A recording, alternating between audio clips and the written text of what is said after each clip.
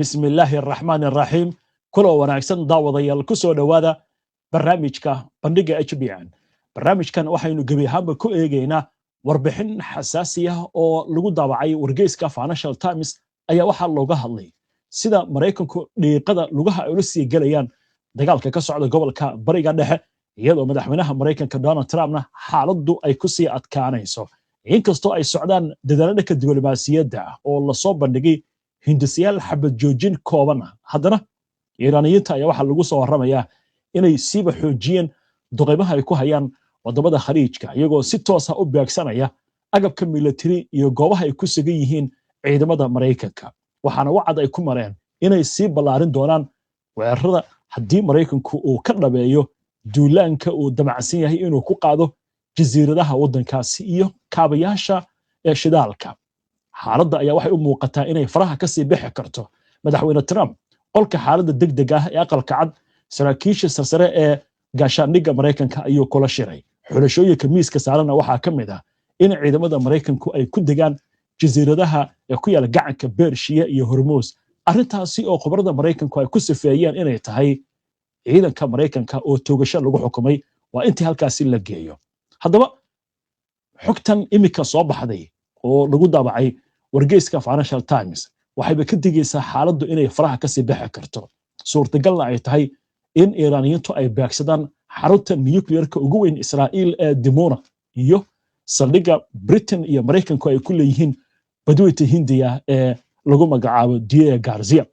xaaladahan iyo warbixintan waxaa lagu qoray iyo qoraaga waxa uu soo xigtay ayaynu barnaamijka ku faahfaahin doonaa maxamed maxamuud cadde ayaa soo akhriyay warbixinta Financial Times maxamed warbixinta adoo inoogu bilaabaya ciwaankeeda qoraagu muxuu ku bilaabay wargeyska Financial Times oo ku takhasusay arrimaha dhaqaalaha iyo arrimaha ganacsiga ayaa cinwaan ka dhigay Trump ayaa ku taraaraxaya dhiiqada waddanka Iiraan maqaalkan waxaa qoray nin la yiraahdo Gideon Rashman wuxuuna sheegayaa dagaalka ee u dhaxeeya Mareykanka iyo Iiraan inuu hadda ku jihaysan yahay xaalad waji khariban lugaha la galayo iyadoo lagu rajo weyn yahay in guul muuqata inuu Mareykanku gaaro ay hoos u dhacayso iyo wada hadallo dowladda Mareykanka dhexdeeda ka socda oo khiyaaraadka laga wada hadlayo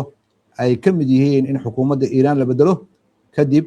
markii wadiiqadii diblomaasiyadeed ee fashilantay madaxweyne Trump maamulkiisa ayaa hadda waxaa soo wajahay caqabad weyn oo xagga istiraatiijiyada ah oo laga yaabo inay isu bedesho inuu dhiiqo weyn ku galo dagaalka waddanka Iiraan waa gartay wada hadallada ka socda goobaha miiska siyaasadda iyo gaashaandhigga Mareykanka lagu go'aamiyo muxuu qoraagu ka sheegayaa qoraaga ayaa wuxuu tilmaamayaa dooda golaha amniga qaranka ee Mareykanka dhexdiisa ka socota ayaa waxaad moodaa lahjadeeda inuu isbedelayo dagaalka hadafyadiisana la qeexayo halkii awal laga hadlayay guul kama dambaysa inuu Mareykanku gaaro hadda bartilmaameedku waxa weeye marinka Hormuz sidee dib loogu furaa oo maraakiibta caalamiga ay u martaa iyadoo aan Iiraan aynan kharashaad ka qaadin iyo sidee lagu soo celiyaa xanibaadii barnaamijka nuclearka Iiraan ee saarneed uu heshiiska kula gaaray madaxweyne Barack Obama xilligiisii hasaatee qoraaga ayaa shaki weyn ka muujinaya xataa intaa inuu madaxweynaha Mareykanka iyo xukuumaddiisa ay gaari karaan waxaana uu ku adkaysanaya qoraaga Iiraan baa waxa u muuqata inay ka go'an tahay in ay ku soo rogto marinka Hormuz in ay khidmad ka qaado maraakiibta marinka Hormuz maraysa si ay u hesho dhaqaale fara badan ay uga soo kabato khasaaraha dagaal ku gaaray isla markaana ay cadaadis joogto ah ku hayso suuqa dhaqaalaha iyo suuqa saliidda caalamiga ah waxaa taa barbar taala sida Rashman hadalku u dhigayo dowladda Mareykanka uma muuqato inay diyaar u tahay inay ciidan luga u dirto marinka Hormuz si xoog loogu furo halka khabiiro badan oo militariga Mareykanku ay sheegayaan howlgal noocaas oo kale wuxuu u baahan yahay boqolaal kun oo ciidamo iyo muddo dheer intaana Mareykanku maaha waxa uu si sahlan isugu keeni karo waa gartay arrin muhiim ayuu ka hadlayaa qoraago oo ah suurtagalnimada Iiraan inay beegsan karto goobo xasaasi ah oo ay ka mid tahay xarunta nuclearka Israa'iil iyo saldhigga Mareykanka iyo Britain ay isticmaalaan ee ku yaala badweynta Hindiya. halkaas inoo faahfaahay Maxamed. Qoraaga ayaa sidoo kale digniin ka bixinaya awoodda gantaalada Iiraan ay haysato iyo diyaaradaha droniska oo aad u sii ballaaranaya. ayaa hoosta waxaa laga xariiqay Mareykanku inuu ka cabsi qabo in Ruushka iyo Shiinaha ay taageeradooda ay horseedo Iiraan in ay hesho dhowrka sanadood soo socota gantaalo nishaabkooda sugan yahay oo meelo fog gaari kara awoodna u leh inay khatar geliyaan bartilmaameedyo istiraatiiji ah oo ay ka mid tahay goobta lagu tayigeliyo uraniumka Israa'iil ee Dimona loo yaqaano iyo saldhigga militariga ee Mareykanka iyo Britain ay wadaageen ee Diego Garcia la yiraahdo iyo sidoo kale in ay sii socoto in Iiraan ay beegsato saldhigyada militariga ee gobolka bariga dhexe ku yaala. Rajman ayaa waxa uu ku doodayaa haddii ay hoos u dhacdo rajada laga qabo in heshiis la gaaro ama Iiraan heshiis lala gaaro waxa ay soo celinaysaa khiyaarkii ahaa in xukuumadda la bedelo. hadafkaasna waxaa lagu sheegayaa in madaxweynaha Mareykanka Donald Trump iyo Israa'iil inay muddo badan ku taamayeen hase ahaatee dagaalka intuunan bilaaban ka hor laakiin ka hor rajadii la qabay waxaad moodaa in ay hadda tartiib meesha uga baxday maadaama kacdoon fara badan iyo dagaal fara badan qoorta la gashtay. xagga diblomaasiyadda ayaa kala daadanaysa. maamulka Mareykanka ayaa hadda inuu dib ugu soo noqdo cunaqabatayntii uu Iiraan ku hayay xagga saliidda ayuu naf ka doonayaa wuxuuna raadinayaa in dhaqaalaha Iiraan uu aad hoos ugu dhigo asagoo raadinaya in xukuumadda Iiraan aynan ka faa'iidin in ay lacag ka hesho dhaqaalaheeda xagga saliidda wuxuuna rabaa inuu dib u soo celiyo afkaartii ahaa mucaaradka Iiraan gudaheeda ah in kacdoon ay bilaabaan lagana kiciyo. arrintaasina hore ayay u fashilantay. waa gartay maxay tahay waxyaalaha uu ku tilmaamaya inay yihiin qatar halis ah? dagaaladan cusub ee sii kordhaya waxa ay kordhinayaan dhimashada Mareykanka ciidamadiisa la gudboonaanaya. waxaa sidoo kale sii ballaaranaysa in Mareykanka uu dagaal furan galo xilli dagaalka uu hubkii faraha badnaa ee Mareykanka iyo gantaaladii Tomahawk loo yaqaanay iyo kuwii difaaca Patriot loo oran jiray ay gabaabsi yihiin. dagaalka haddii uu sii socdo ka dhanka waddanka Iiraan ma aha kaliya inuu khatar gelinayo dowladda Mareykanka in ay dhiiqo weyn Iiraan ku galayso waxaa laga yaabaa in awoodda dowladda Mareykanka ay hoos u dhacdo oo caqabadaha kale ee istiraatiijiga ee waaweyn uu wax ka qaban waayo. kuwaasna waxaa ka mid ah leeyahay suuragalnimada ah in xiisad cusub ay ka dhex bilaabato Shiinaha iyo Taiwan. Mareykankana uu lug ku yeesho dhanka Mareykankana ay daciifnimo weyn ku timaado maadaama hubkii uga dhamaaday meel cidlaan. waa gartay waya Maxamed intaan haddaynu kaga gudubna warbixinta wargeyska Financial Times. wargeyskan waa wargeys weyn warbixintanna dabcan warbixin sahlan ma ahan. Trump si fudud ayuu ugu sidban karaa dhiiqada Iiraan. waa erey aad u culus in Financial Times oo London ka soo baxdaa oo ka mid ah wargeysyada reer galbeedka ugu waaweyn oo had iyo jeerna wareysata Donald Trump maxay ka turjumaysaa? wax badan ayay ka turjumaysaa. wargeysyada Yurub iyo Mareykanka iyo Israa'iil ka soo baxaya waxay aad ugu nuuxnuuxsanayaan Iiraan in ay noqotay awood aad u weyn oo Mareykanku maquunin karayn. haddii uu Mareykanku wax ka qaban waayana Iiraan in ay yeelanayso in ay la wareegto goobihii istiraatiijiga ahaa oo Mareykanka Hormuus ka mid yahay. wadamada gacanka ah ee awal hoos imaan jiray dowladda Mareykankana ay meesha ka baxaan. hadday taasi dhacdo waxaa imaanaysa in wadamadii Yurub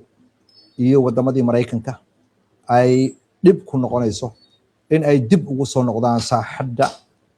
adduunka ee maamuli jireen. Iiraan ayada dhankeeda marka la fiiriyo kalsooni weyn ayaa soo gashay oo ah Mareykanka hanjabaada handadaada iyo dagaalka uu wadaba hadday intaan tahay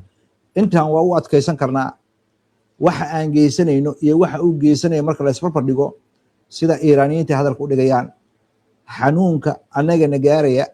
maraykanka lafirkiisa xanuunku waa u nugul yahay gacanteenna iyo gacantiisa teenna ayaa xoog badan bay leeyihiin sababtoo annaga iimaankeenna ayaa xoog leh maxamed marandi ayaa waxa uu leeyahay oo khabiirada ugu waaweyn arrimahan ka lafagura ah oo idaacadaha reer galbeedka aad oola hadla waxa uu leeyahay gobolka bariga dhexe ma sii ahaanayo siduu ahaan jiray khatar laguma gelin doono amniga waddanka iiraan saldhigyada maraykanka uu 30 sano dhisayey iiraan hadda waxa ay wadaa howlo ay ku burburinayso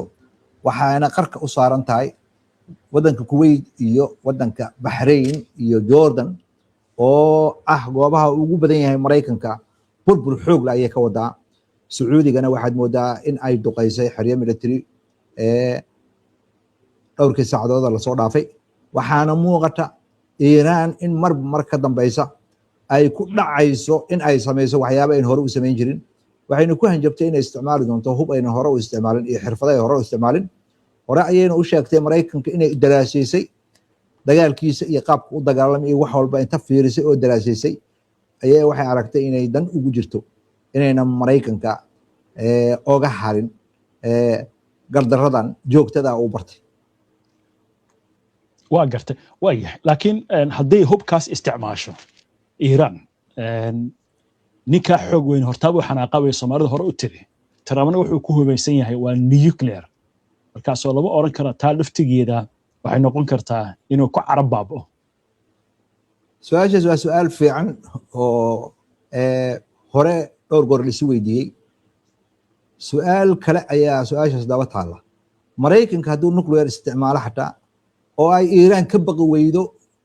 waxa weeye maraykanka jid cusub ayuu isku furay iiraan waa dowlad diimeed weeye caqiido leh dadkeedo dhan isku duuban yihiin haddii maraykanku uu dhowr magaalo burburiyo sidii Japan oo kale isuma dhiibayso oo calan cad ma qaadanayso waxa weeye waxaa la qiyaasayaa sida ay hadalku u dhigayaan dadka reer galbeedka ah ee la fagura arrimaha siyaasadda juqraafiyaadka aqoonta u leh shacabka waddanka iiraan waxay leeyihiin maraykanka laftirkiisa haddii ay dhacdo xataa inuu nuclear isticmaalo nuclear xataa in lagu baksan karo dadkan uma eka maraykanka marka waxaa roon inuu arrintan xal ku xalliyo ama uu ka huleelo sida ay qabaan khabiiro fara badan professor Meshamer ayaa wuxuu yiri 14 qodob heshiiskii ku meel gaarka ah ee afgaradka laga saxay wuxuu ahaa maraykanku inuu isdhiibay kadib ayay la qaraaraatay wuxuu rabaa inuu ka soo noqdo waxyaabaha uu ku dooday waxaa kamid ah maraykanka in laba wadiiqo la furo asagoo daba istaagaya ama ku daba dhuumanaya waddanka Cumaan oo leh iiraan ay hadda ogashay in Cumaan iyo adiga meesha isla meereysaan laba wadiiqo furaynaa mid Cumaan agteeda iyo mid xagga iiraanna waxaas ma ogola waxay leedahay badaan oo dhanaa maamula waxa ila maamulaya Cumaan waxa weeye gacanteeda waa nugushahay maraykankuna wuxuu rabaa inuu ku been abuurto waxaasna ma soconayso waa tahay xaaladda day xumaato iiraan waxay leedahay xuutiga waxaa lagu wargeliyey in marinka baabalmadab la xiro maxaa ka dhalanaya markaas ilaa ay hadda labada xaaladood waa kala duwan yihiin waddanka Saudi Arabia iyo waddanka Yemen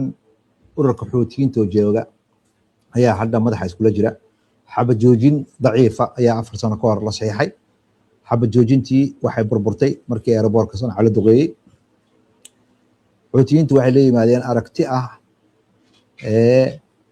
dowladda Yemen ee caalamku aqoonsan yahay awood uma laha in ay Sanca duqeyso cidda duqeysay waa Sacuudiga talaabaday qaadeen waxay ahayd aeroboort Sacuudiga ku yaala ayay duqeeyeen kadibna amar ayaa la soo saaray 24 saac ka hor oo la leeyahay maraakiibta Sacuudiga uma mari karaan Baabalmandab maanta ayay mariyeen talaabadaasi oo laba markab oo Far Asia u socday ama Asia fog u socday oo Sacuudiga lahaa ayaa lagu wargeliyay inay noqdaan waana noqdeen arrintaasna waxaa laga yaabaa inay ballaariso Sacuudiga inuu lug ku yeesho dagaalka Sacuudiga waa ka maagayaa in uu xuutiyiinta dagaal la galo 4 sano ka hor 15 dal oo Sacuudiga uu horseed ka yahay ayaa dagaal kula jiray xoutiyiinta dagaalkaasi wax weyn waa lagu keeni waaye oo xataa ciidan luga iyo ciidan caloosho shaqastiyaal ayaa la soo geliyay waxaasoo dhan waa isnuugtay sacuudiga marka culayska hadda saaran waxaa weeye haddii marinka hormuus ay dhibaatadan ka taagan tahay maraakiibtiisana loo diido in ay maraan baaba mandeb waxaa wararka ka soo baxaya sacuudiga ay yihiin inuu arrintaas u dulqaadanayn laakiin waxaa muuqata arrintani in laga yaabo inay dagaalka ballaariso wadamada sacuudiga gacansaarka lale iyo iiraan wadamada gacansaarka lale waa kala duwan yihiin iiraan ururada gacansaarka lale waa ka go-an tahay mana gabanayaan ama xisbullah ha noqoto ama ha noqoto xoutiyiinta ha noqoto in ay caddaystaan inay barbar istaagaan iiraan siyaasadda maraykankana ay ka hor yimaadaan laakiin sacuudiga oo kharashka aragtay iyo lacagta aragta haysta oo dowladda ugu weyn wadamada gacanka ah diyaar uma aha in agabka wax soo saarka saliidda in xilligan khatarta gobolka oo dhan khatarta ka jirto in shidaalkiisa uu khatar geliyo waa hagaag waynu arki doonaa wuxuu ku soo kordhay arrimahaas maxmed aad baad u mahadsan tahay daawadayaashanu ay mahadsan yihiin inta ayaan kusoo gabagabeynaynaa barnaamijka daawada si aad ula socoto wararkan barnaamijyadan iyo macluumaadkan aynu halkan kasoo gudbino haddii aad ka cusub tahay baraheena bulshada ama horay aadan ugu xirnayn hadda kusoo biir waa inoo barnaamijka xiga insha allah inta ka horeysa nabadiino